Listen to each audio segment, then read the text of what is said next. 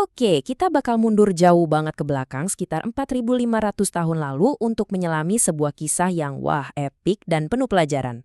Jadi kisah ini tuh berawal ya seperti banyak kisah peringatan lainnya dari sebuah pesan. Pesan ini ditujukan untuk sebuah peradaban yang super kuat, tapi tanpa mereka sadari, mereka udah ada di ujung tanduk. Nah, sebelum kita lanjut, kita kenalan dulu deh. Siapa sih sebenarnya mereka ini? Mereka adalah peradaban yang super hebat, super cemerlang, yang namanya kaum Ad. Jadi, kita lagi ngomongin sebuah bangsa yang ada di puncak-puncaknya ya, sekitar 4.500 tahun yang lalu. Lokasinya itu di daerah selatan Arabia, namanya Al-Ahqaf. Keren ya namanya, artinya itu bukit-bukit pasir yang berkelok-kelok karena angin. Kaum Ad ini bukan sekedar kerajaan biasa loh. Kalau dari berbagai sumber, mereka ini digambarkan kayak negara adidaya pada masanya. Nggak ada tandingannya.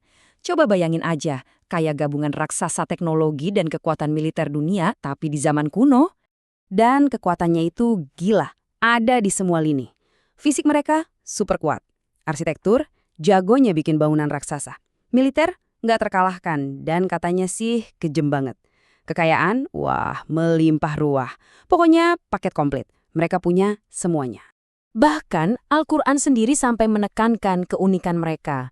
Dibilang kalau level kemegahan dan kekuasaan yang mereka punya itu belum pernah ada tandingannya dimanapun di dunia saat itu.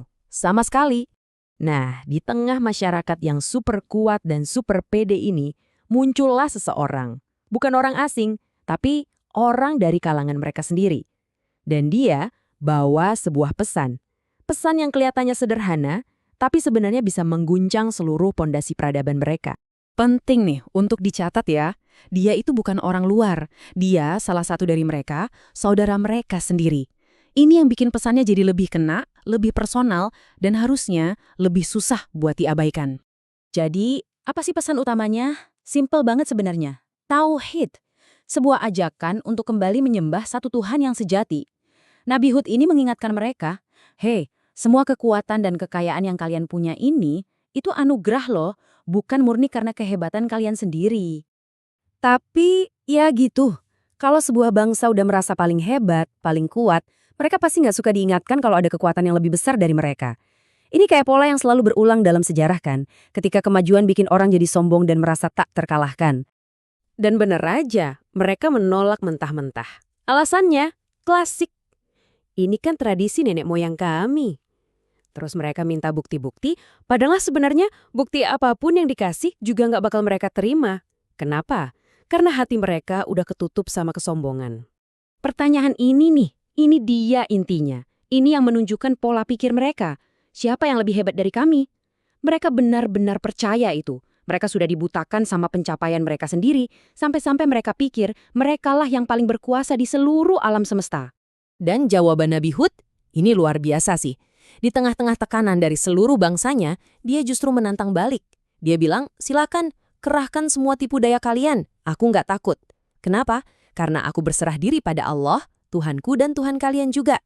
Bayangin sendirian, melawan satu peradaban, modalnya cuma iman.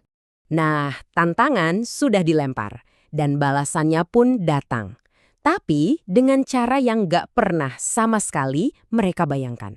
Hukumannya itu datang bertahap, kayak direncanakan banget. Pertama, kekeringan parah, nggak ada hujan sama sekali. Lalu, pas mereka udah putus asa, muncullah awan gelap. Mereka girang dong dikira hujan. Padahal, awan itu justru awal dari malapetaka yang jauh lebih besar. Selama 7 malam, coba bayangin, 7 malam berturut-turut. Dan 8 hari penuh, tanpa henti. Angin yang luar biasa dingin dan kencang datang menyapu bersih semuanya. Bukan angin biasa, ini kekuatan penghancur yang gak bisa dihentikan. Hasilnya, deskripsinya mengerikan. Badai itu saking kuatnya bisa mengangkat tubuh-tubuh mereka yang katanya perkasa itu ke udara, terus dibanting lagi ke tanah. Mereka tergeletak tak bernyawa, bagaikan batang pohon kurma yang kosong. Ini jadi bukti nyata betapa rapuhnya kekuatan yang selama ini mereka sombongkan. Jadi pas angin akhirnya berhenti, peradaban Ad yang super megah itu lenyap. Musnah. Hanya Nabi Hud dan sedikit pengikutnya yang selamat. Dan yang tersisa cuma puing-puing yang membawa sebuah pelajaran yang gak akan lekang oleh waktu. Oke, mungkin ada yang mikir, ini kan cerita 4.500 tahun yang lalu, apa hubungannya sama kita sekarang? Nah, ini dia poinnya. Kisah ini relevan banget karena tema-tema utamanya itu universal, berlaku untuk siapa saja, kapan saja, dan di mana saja. Jadi, apa aja sih pelajarannya? Pertama, kesombongan itu pintu gerbang kehancuran. Catat. Kedua, sehebat apapun kekuatan materi dan teknologi kita, itu semua nggak ada artinya tanpa kerendahan hati. Lalu, keyakinan yang tulus atau tawakal itu bisa ngasih kita kekuatan super di saat-saat paling mustahil. Dan yang terakhir, kita harus ingat, akan selalu ada pertanggungjawaban. Sejarah itu meninggalkan puing-puing bukan tanpa alasan, tapi sebagai peringatan. Dan kisah ini akhirnya membawa kita pada sebuah pertanyaan reflektif untuk diri kita sendiri. Apa sih bangunan-bangunan tinggi yang kita andalkan hari ini? Mungkin teknologi kita, kekayaan kita, atau kekuatan militer kita? Apapun itu yang kita anggap membuat kita tak terkalahkan. Pertanyaannya adalah, jangan-jangan kita juga sedang melupakan pelajaran yang sama, yang sudah terkubur ribuan tahun di bawah pasir Al-Ahqaf?